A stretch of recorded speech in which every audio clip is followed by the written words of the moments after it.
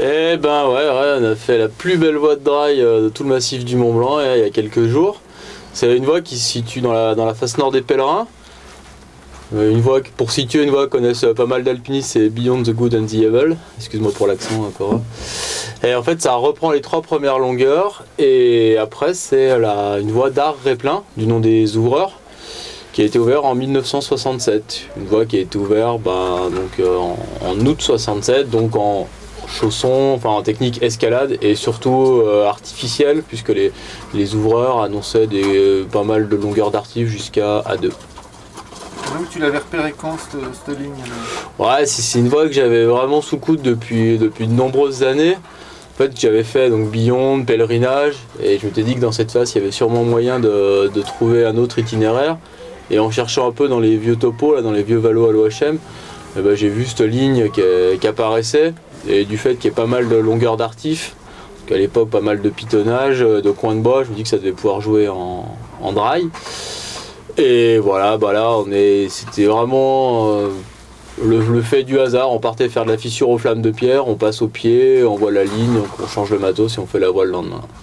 Est-ce que tu as trouvé les conditions que tu espérais alors? Ah, j'ai pas trouvé les conditions que j'espérais, j'ai trouvé beaucoup mieux. On s'attendait à faire une partie en neige collée, en beau plaquage. Et après, vu la raideur, sûrement pas mal de dry, mais bon, complètement sec. Et en fait, on a trouvé une ligne ininterrompue de neige, de neige plaquée, de glace, de bas en haut. Donc les conditions excellentes, les conditions rêvées pour faire cette voie. Oui, en gros, on ne s'attendait pas à que les conditions soient favorables. On allait jeter un œil. Et puis une fois au pied, les plaquages qu'on avait déjà repérés la semaine dernière, ils se sont trouvés être plutôt grimpables. Du coup, on était motivés, on est monté fixer les 2 cordes, puis on est redescendu bivouaquer. Et donc après, le lendemain, les difficultés donc, dans la d'Art Réplin là-haut? D'Art Réplin, c'est caractérisé pour un système de dièdres cheminés sur plusieurs longueurs qui raillent toute la face. On y accède par 2 longueurs en plaquage, en traversée. Et puis c'est évident, ça monte tout droit, c'est très belle longueur, avec quelques petits passages plus raides, ça reste bien soutenu. On était plutôt inquiet par la fin, par la sortie. Dans les photos, ça avait l'air plutôt dalleux. Et puis dans le haut, il y avait des plaquages à nouveau, qui nous ont permis de sortir plutôt vers la gauche. Donc pour toi, c'est une voie dure par rapport à tout ce que tu as fait? Ouais, sûrement la plus soutenue en tout cas. Ça reste très soutenu dans les difficultés.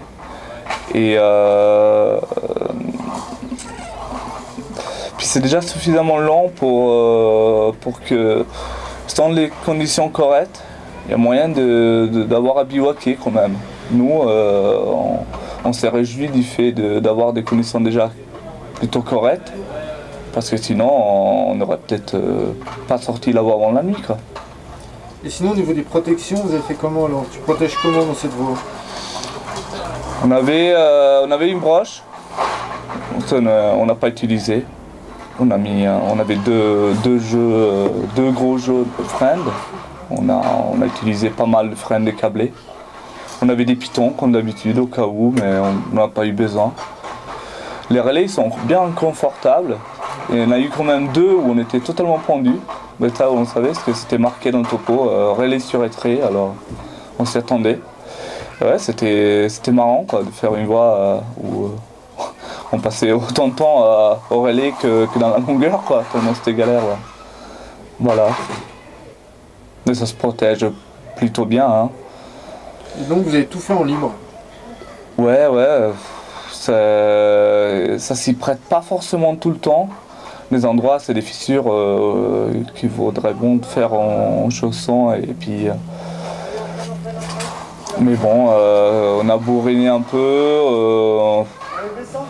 C'était surtout du calage dans des cheminées, dans des fissures un peu renfouignes, quoi. Mais au jour d'aujourd'hui, ouais, tu vois, par rapport à nos siestas ou leur ordre direct, c'est clair que c'est vraiment un ton au-dessus. Évidemment, on n'a pas l'engagement des grandes faces, on peut être vite redescendu, l'approche est hyper courte, il n'y a pas d'altitude, on ne traînait pas d'affaires de bivouac. Mais justement, le fait de grimper hyper léger et déjà d'avoir subi autant de difficultés, c'est vraiment un signe que c'est une voie future référence du mixte de montagne très dur.